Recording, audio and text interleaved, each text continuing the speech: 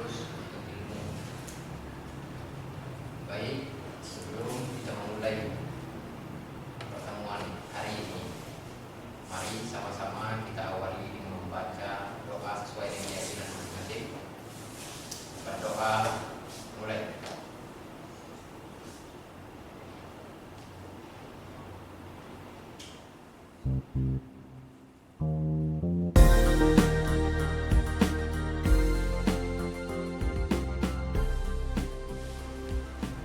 Untuk pertemuan hari ini adalah lanjutan dari pertemuan kita sebelum-sebelumnya. Pada minggu lalu kita sudah berbicara tentang hak dan kewajiban keluarga. Apa masih ingat? Siapa yang bisa membantu yang pelajaran kita minggu lalu tentang kewajiban ayah? Ada yang bisa membantu? Masih ingat pelajaran minggu lalu? Kewajiban ayah. Oke, Alif. Mana deh mungkin bisa dibantu berapa dan apa saja? Saya untuk menjawab dari pertemuan sebelumnya dapat saya pahami dari topik yang telah Bapak ajarkan bahwa dalam struktur keluarga ayah memiliki beberapa peranan tertentu, mulai sebagai kepala keluarga, bagaimana mengatur bagaimana keluarga itu tidak hanya anak tapi juga istrinya, kemudian juga sebagai contoh bagi keluarganya dan keluarga. Mungkin beberapa yang dapat saya sampaikan mengenai pertemuan sebelumnya. Oke, kita beri aplaus.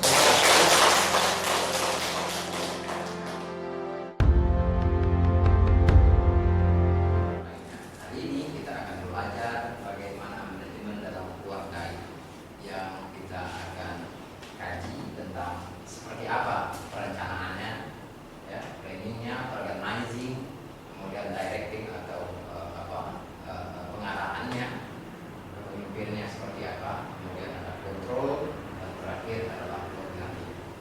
Sebelum saya memaparkan lebih jauh tentang planning ini, izinkan saya menyampaikan PPMK atau capaian pembelajaran perkuliahan untuk pertemuan ini, yaitu di mana kita diharapkan mampu menguasai konsep dan teori, ya, tentang dasar-dasar pendidikan dalam keluarga. Yang sub capaian ini ada 3. Mohon maaf itu kesalahan dari pendidikan itu 0 harus 1, yaitu kita mampu menjelaskan peran keluarga sebagai unit pendidikan pertama dan utama dalam perkembangan individu. Dan yang kedua, mahasiswa memiliki kemampuan untuk menganalisis fungsi-fungsi manajemen keluarga dari planning, organizing, directing, controlling, dan koordinatif dalam mendukung keberhasilan pendidikan dalam keluarga. Dan terakhir, ya, kita diharapkan mampu untuk menerapkan prinsip-prinsip dasar manajemen keluarga dalam merancang kegiatan pendidikan berbasis keluarga yang efektif dan kontekstual. Oke, baik. Sekarang kita masuk pertanyaan penting untuk pertemuan ini, yaitu yang pertama, bagaimana peran perencanaan dalam manajemen keluarga? Oke. Jadi dalam sebuah keluarga yang itu adalah unit terkecil dari masyarakat, yang itu terdiri dari ayah, ibu, dan anak. Masing-masing memiliki peran dan fungsi. Nah, karena itu dalam perkuliahan kita ini, karena dasar-dasar pendidikan dalam keluarga itu tidak hanya untuk anaknya, tetapi juga sang ayah, kemudian dan ibu. Ada peran yang esensi dalam keluarga, yaitu tempat pertama dan utama. Apa yang disebut dengan pertama dan apa yang disebut dengan utama? Ada yang bisa membantu menjawab? Ya, silakan. Menurut saya, mengapa itu dikatakan tempat pertama? Karena lahirnya seorang anak dalam keluarga, mulai dari mereka lahir, kemudian belajar berbicara, belajar atau hidup, di situ keluarga yang mengajarkan. Tempat pertama kali mereka hadir itu di dalam keluarga. Jadi itulah disebut mengapa anak atau peranan perencanaan dalam keluarga itu yang pertama. Oke. baik, kita beri aplaus. Baik, terima kasih. Baik, benar sekali ya, bahwa keluarga itu adalah tempat pertama, karena di dalam keluarga anak itu tumbuh dan berkembang sebagai lingkungan pertamanya dibandingkan dengan lingkungan yang lainnya. Kenapa menjadi utama? Karena di dalam keluarga lah individu itu menghabiskan banyak waktunya. Jadi di situ peran yang sangat dominan adalah keluarga. Apa yang dilihatnya, apa yang diperbuatnya oleh anggota keluarga ini menjadi umpan yang baik bagi anggota. Jika sebaliknya yang baik, maka yang terjadi adalah yang baik. Nah, karena itu pemahaman tentang rencana, ya, apakah itu keluarga sejahtera, harmonis, bahagia, apalagi sejahtera, keluarga sehat, terus keluarga apa lagi? Keluarga rukun, ada lagi keluarga cemara. Ini adalah keluarga sebagai individu untuk menciptakan keluarga demikian. Maka salah satu untuk menciptakan itu harus memiliki perencanaan. Apa itu perencanaan? Perencanaan di mana keluarga membentuk sebuah rencana baik jangka pendek maupun jangka panjang, baik berupa hiburan, rekreasi, pendidikan, di mana dia nanti bersekolah, apa saja nanti yang perlu dipelajari, liburannya di mana, jalan-jalan ke tempat keluarganya pun tertata dengan rapi, memungkinkan sama antara keluarga satu dengan yang lainnya. Karena itu nanti ada kontrol.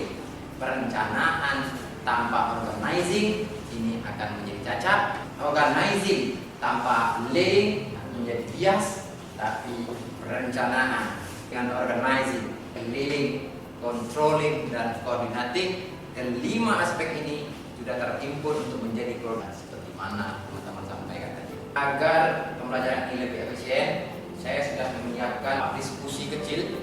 Setelah ini nanti kita membentuk kelompok kecil, jadi dari 3 sampai 4 kelompok dalam satu kelompok. 3 atau 4 mahasiswa akan mendiskusikan berdasarkan keluarganya masing-masing. Bisa kita mulai? Oke, silakan berkelompok buat kelompok kecil.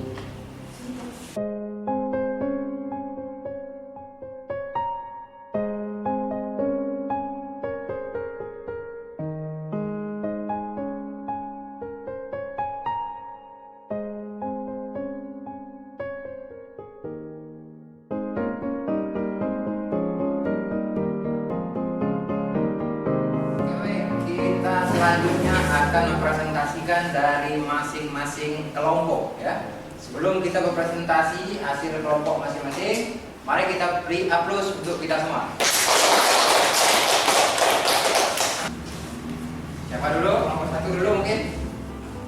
Siap? Oke, silakan berdiri dan sampaikan hasil kelompoknya.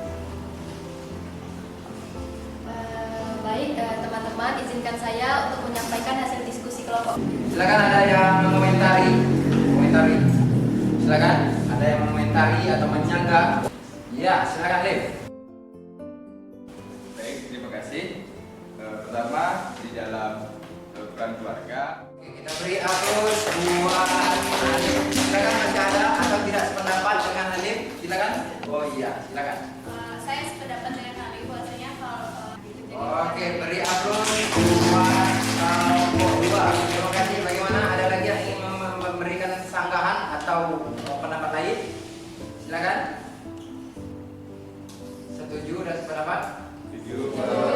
Oke, mari sama-sama kita membuat kesimpulan bahwa manajemen keluarga adalah bagian penting yang tak terpisahkan untuk mencapai tujuan dari keluarga itu sendiri. Apa itu? Yang pertama, planning. Apa itu planning? Oke, perencanaan. Terdiri dari berapa rencana dalam keluarga? Jangka pendek, jangka menengah, dan jangka panjang. Oke. Ada apa lagi?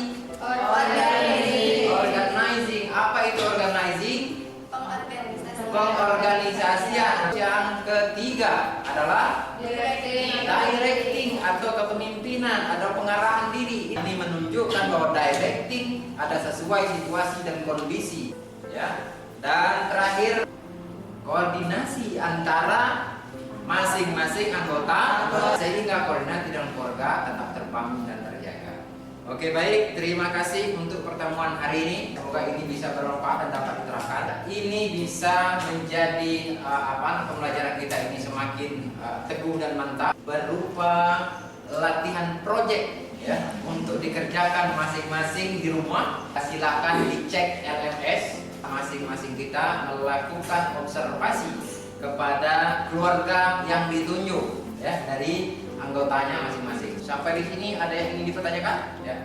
Terima kasih atas pertanyaannya. Semua sudah dapat terjawab di penjelasan yang ada di struktur tugas yang ada di LMS. Demikian dulu untuk pertemuan hari ini. Saya kira cukup untuk hari ini. Semoga kita di minggu depan kita kembali lagi dalam situasi yang lebih hangat lagi. Mari kita beri aplaus untuk kita. Akhir pertemuan ini, mari sama-sama kita tutup dengan membaca hamdalah bagi yang muslim dan rasa syukur bagi yang non muslim.